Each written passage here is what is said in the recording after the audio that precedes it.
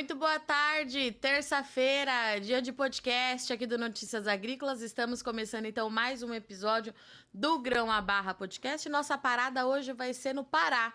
Vamos conhecer uma história que já está na quarta geração de produção e vamos entender então como é que as coisas funcionam por lá, porque pelo que eu estava lendo aqui da história dessa família, tem muita tradição sendo mantida até os dias atuais nessa produção. Para conversar com a gente, já está conectada aqui comigo a Noane Maia. Noane, seja muito bem-vinda aqui ao nosso podcast. Obrigada, Virgínia. Prazer meu estar aqui. Noane, antes da gente apresentar a sua família, eu vou pedir para você se apresentar para os nossos telespectadores, para contar um pouquinho da sua história, de onde você fala, desde quando você trabalha com cacau, com chocolate. Conta pra gente. Então, eu sou advogada, na verdade, minha formação é essa. E nós somos a quarta geração de produtores de cacau da minha família, né? Uma história que começou com meu avô e a minha avó, foram produtores de cacau nativo da várzea lá da Amazônia.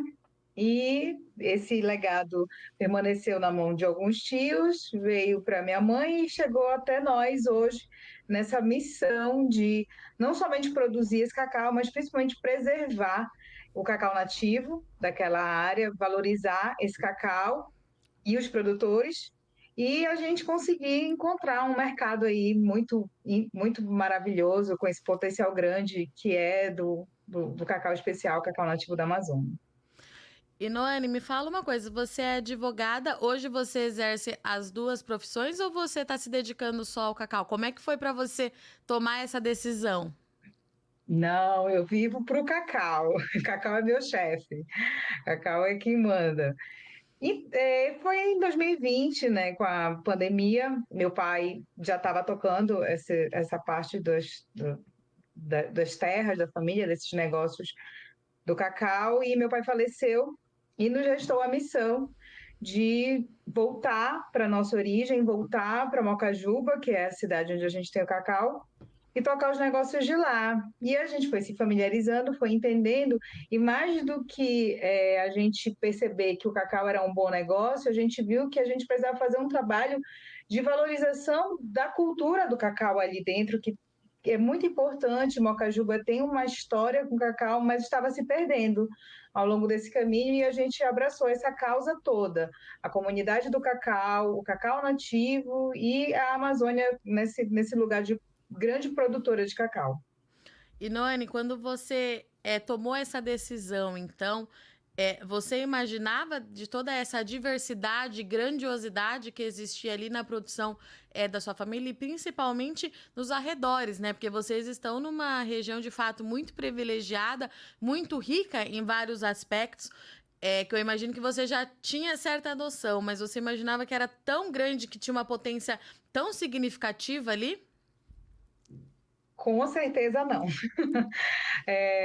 Eu adoro reviver as memórias de infância com a minha avó, na colheita do cacau, quando a gente ia fazer doce, geleia e via meu avô ali quebrando, secando o cacau e tudo aquilo, tem uma memória muito legal para mim. Mas era nada além disso. Hoje, quando a gente fica à frente de um negócio e vê o tamanho do mercado e vê o quanto que o cacau ele tem potencial de transformar vidas, seja do produtor, seja do consumidor, seja do planeta, do ecossistema, dos governos, é muito empolgante trabalhar com cacau, muito gratificante trabalhar com a cadeia. E como é que foi para sua família quando você contou que ia assumir essa produção, né? Eles esperavam ou foi todo mundo pego de surpresa? Assim, eu tive que pedir licença para minha mãe, né? Porque ela que Sim. vinha tocando os negócios. E como a gente foi vendo, o mercado foi ganhando potencial, a gente foi ganhando presença, foi conseguindo conquistar clientes, e aquilo foi ficando um pouco sobrecarregado para ela. E aí eu falei, mãe, chegou a hora de passar o bastão. Eu sou a filha mais velha, então eu fui entronada meio compulsoriamente. E Noane, eu tô com um material aqui que a Andressa, que é a nossa produtora, quem entrou em contato com você para agendar essa entrevista, porque ela faz a pesquisa, ela me passa o material, e eu tô com uma matéria aqui que saiu sobre a história de vocês, de você falando muito de lembrar do que a avó ensinou. E me pegou muito, porque eu tive uma relação muito próxima com a minha avó, e você falou agora de relembrar a infância, enfim, essas memórias afetivas que a gente tem com a avó, e eu queria que você falasse um pouquinho dessa relação, né? O quanto que isso te deixa mais próxima daquilo que você viveu e o que faz você continuar aí, principalmente, né? Passar isso pra frente, que eu imagino que seja isso que vai acontecer de agora em diante. Com certeza. Ai, Virginia, é muito emocionante, né? A minha avó, ela tinha uma força muito grande, aquela mulher poderosa da floresta, de mãe de 9 filhos, e é uma grande matriarca, eu lembro, assim, quando a gente ficava na casa dela e chegava aquele monte de gente para comer, com os paneiros nas costas cheios de cacau, e aquele monte de gente quebrar, e ela ali naquela direção. Então, eu realmente me inspiro muito na energia dela. Claro que a minha mãe me ensinou tudo, me ensinou o relacionamento com as comunidades, me ensinou as receitas, me ensinou a lidar com o cacau, as técnicas todas de cuidado com o cacau, de quebra, de fermentação, enfim. Mas eu acredito que realmente essa energia da minha avó, de ver aquela mulher forte, liderando, isso é a minha grande inspiração, e é como eu tento transparecer esse trabalho hoje com muita garra, com muita iniciativa, com um propósito de levar não só a presença da cadeia e do poder do cacau, mas a presença da mulher à frente de um negócio assim, sabe? E conta pra mim hoje, então, como é que vocês trabalham, né? Você cuida desde lá da lavoura até a fermentação, que eu já entendi, você já deu uns spoilers aí pra gente. Você cuida de todo o processo desse cacau de qualidade, é Sim, isso? sim. A gente produz amêndoas de cacau fino, né? Então, Tá. nós temos uma propriedade de cacau nativo, que é uma área de floresta nativa preservada. E a gente faz todo o trabalho da cadeia, desde a colheita, a quebra, a seleção, fermentação, secagem. E aí a gente mantém, né, essas amêndoas. Hoje a gente tem uma marca que é a Cacauaré, e a gente confecciona subprodutos de cacau para nutrição funcional e para a parte de cacau cerimonial. Então a gente confecciona barras para cerimônias do cacau e outros subprodutos como as cascas para o chá e divulgar essa cultura original da Amazônia, esse uso disruptivo do cacau dentro de uma cosmovisão original das Américas, como que os indígenas, como que as populações originais se relacionavam com o cacau, qual era a finalidade dele para um consumo final. E como é que tem sido essa comunicação para o consumidor final, né, Noane? Porque a gente sabe que acaba tendo que ser assim. É quase que uma comunicação educativa, né? Para explicar tudo isso, ele entender esse valor agregado que esse produto tem. Como é que vocês têm trabalhado nesse sentido de realmente ensinar tudo isso para esse consumidor? A gente tem uma bandeira de hipervalorizar o cacau como o alimento dos deuses, né? Tentando levar essa conscientização que o grão, o cacau, o fermentado, não fermentado, mas esse fruto e o produto que ele entrega, ele tem vários benefícios para a saúde. E que quanto melhor ele for aproveitado dentro de uma cadeia, melhor é o impacto dele na vida do ser humano e na vida das pessoas que estão ali dependendo dele. A gente tem mais de 400 mil produtores de cacau na Amazônia que dependem dessa cultura para subsistir, que foi desvalorizada por muito tempo, né? Isso a gente está falando do Brasil, não estou falando exclusivamente da Amazônia, mas que a cultura do cacau foi muito desvalorizada. E é interessante trazer isso à superfície, levar a um público comum o conhecimento de como que isso foi se perdendo. Claro que a gente está contando com muito apoio agora, a cadeia está sendo bem mais valorizada, né, do cacau com a comunicação, a gente tem aí veículos de comunicação falando mais sobre isso, a gente tem eventos relevantes que acontecem para os produtores, para o público do cacau e do chocolate, mas é importante a gente trazer isso que é educar, informar, para poder valorizar e assim a gente alcançar os mercados que são realmente relevantes para sustentar uma cadeia.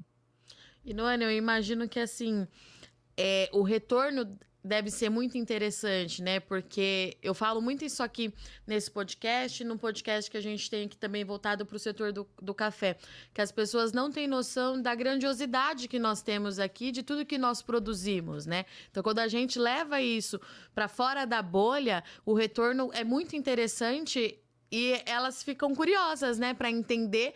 É uma curiosidade positiva, né? Quando a pessoa quer de fato ouvir o que a gente tem para contar, né? Com certeza. É muito legal a gente promover a disrupção do Sim. consumo, né? As pessoas estão acostumadas a conectar o cacau somente ao chocolate, e o chocolate de qualidade ser um chocolate belga, suíço, quando que o berço do cacau, o berço do chocolate é o Brasil, é a América, na verdade, e com tanta riqueza de história, com tanta riqueza mineral, assim, né, de nutrientes que esses produtos têm, é importante que a gente, né, trabalhe exaustivamente a comunicação, a valorização, a estética também é muito importante. E Nani, me conta uma coisa, qual que é a realidade e o perfil de vocês aí na cidade de vocês, na área de produção? São todos pequenos produtores? Quais são as dificuldades que vocês encontram hoje, eu digo, em termos climáticos ou às vezes de algum auxílio técnico? Qual que é a realidade aí da sua comunidade? Nós somos produtores da várzea, né? Então a Sim, gente depende, todos somos pequenos produtores. Ninguém aqui tem mais do que, sei lá, 10, 15 hectares. Somos todos tá. pequenos produtores. A gente estruturou a cadeia de forma coletiva. Então, assim, sempre estamos nessas intermediações. Como a gente, Cacauaré, tomou a frente de um negócio, a gente meio que puxa um carro aí para tentar expandir essa distribuição de receita, né? E assim, a gente tem os problemas climáticos. Recente, a gente teve uma safra muito prejudicada porque não teve chuva. Essa seca da Amazônia abalou muito a nossa infraestrutura. Vários produtores não quiseram desenvolver nem mesmo a amêndoa bulk, né? Porque Uhum. era dispendioso. Apostaram em outras culturas. A gente, ao longo desses anos, desde a realidade do meu avô para cá, muitos produtores desmataram o cacau para viver de outras culturas, porque o cacau depende das condições climáticas favoráveis, né? E aí a gente faz todo esse trabalho também de conscientização do produtor para que ele acredite na cadeia, para que ele acredite que a gente está num momento de virada e que essa realidade vai chegar até ele. Eu queria chegar justamente nesse ponto com você, não é? Porque a gente tem, assim, percebido o setor muito otimista, de certa forma, né? Sejam os produtores, os técnicos que visitam as propriedades, as próprias lideranças, as grandes multimarcas, enfim. Tá todo mundo muito otimista de uma retomada significativa do Brasil, e não só em termos de volume, muito voltado para esse cacau fino, esse cacau de qualidade. Pelo que eu estou entendendo aqui na sua fala, você também acredita fielmente que nós, de fato, estamos nesse momento, é isso? Eu acredito com certeza. Eu acredito até não só pelo otimismo, mas por conta do comportamento do mercado, né? Acho que a gente vem percebendo esse crescimento, percebendo esse engajamento de vários setores, que não são somente os setores agrícolas, mas os financeiros, os veículos de comunicação. E, claro, isso atende, né? Isso vai impactar positivamente em todas as pontas. E a gente quer que isso chegue lá na ilha, lá na várzea, lá no produtor. E Noane, conta pra gente, como é que a gente encontra vocês nas redes sociais, o pessoal que estiver nos ouvindo, que quiser conhecer um pouquinho mais da sua história, acompanhar o trabalho que vocês têm feito, como é que a gente consegue se conectar com vocês? Então, nosso Instagram é cacauaré_Amazônia, cacauaré sem acento, cacauaré_Amazônia, e tem o nosso site também, cacauaréamazônia.com. Lá tem todas as nossas receitas, as receitas da minha avó, da geleia, do doce de cacau. A gente tem ali o nosso portfólio de produtos e conta também nessa história como que a gente está reestruturando essa cadeia do cacau nativo lá na nossa região e que a gente espera que a gente consiga fazer isso em toda a Amazônia.